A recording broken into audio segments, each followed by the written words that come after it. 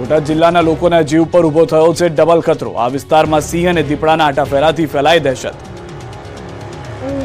બોટાદ પંથકના લોકો પર એક નહીં બે ખતરા મંડરાઈ રહ્યા છે। અહીં રહેતા લોકોના જીવ પર છે બે પ્રાણીઓનું જોખમ। અત્યાર સુધી સિંહનું સંકટ હતું, હવે દીપડો પણ ડરાવી રહ્યો છે। જંગલ જોડી દીપડો અને સિંહ આ પંથકમાં ડેરો જમાવતા લોકો થરથર ધ્રુજી રહ્યા છે। બોટાદ રાણપર તાલુકામાં દીપડાના આટાફેરા વધ્યા છે। નાગનીશ ગામના ખેતરોમાં દીપડાએ 2 વાછરડીઓ પર હુમલો કર્યાનું સામે આવ્યું। સીમ વિસ્તારમાં દીપડાના આટાફેરાથી ખેડૂતો અને સ્થાનિકોમાં ફફડાટ છે। ખેડૂતો ખેતરમાં જતા ડરી રહ્યા છે। આ બાબતે વન વિભાગને જાણ કરતા અધિકારીઓ દોડી આવ્યા અને દીપડાને પાંજરે પૂરવા કવાયત હાથ ધરી। વન વિભાગે ખેતરોમાં પાંજરા મૂક્યા અને અલગ અલગ ટીમ બનાવી દીપડાની શોધખોળ શરૂ કરી। દીપડાને પકડવા માટે વન વિભાગે ખેતરો ખૂંદી રહ્યું છે।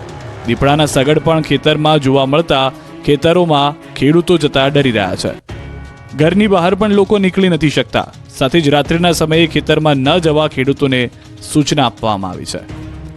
આ બાજુ ગઢડા તાલુકાના રાયપર અને હરિપરા ગામે સિંહ દેખાયો છે। છેલ્લા 3 વર્ષથી સતત આ વિસ્તારોમાં સિંહ જોવા મળે છે। આ એક નવો નર જોવા મળ્યો છે। વલભીપુરથી લાખણકા થઈ ગોરડકા આવેલો છે અને ગાયનું મારણ કર્યું છે। રાયપર ગામમાં ગાયનું મારણ થતા ભયનો માહોલ છવાયો છે। સિંહે ગાયનું મારણ કરતા વન વિભાગ દોડતું થયું। ગાયનું મારણ કર્યાનું ગઢડા વન વિભાગે પુષ્ટિ પણ કરી છે।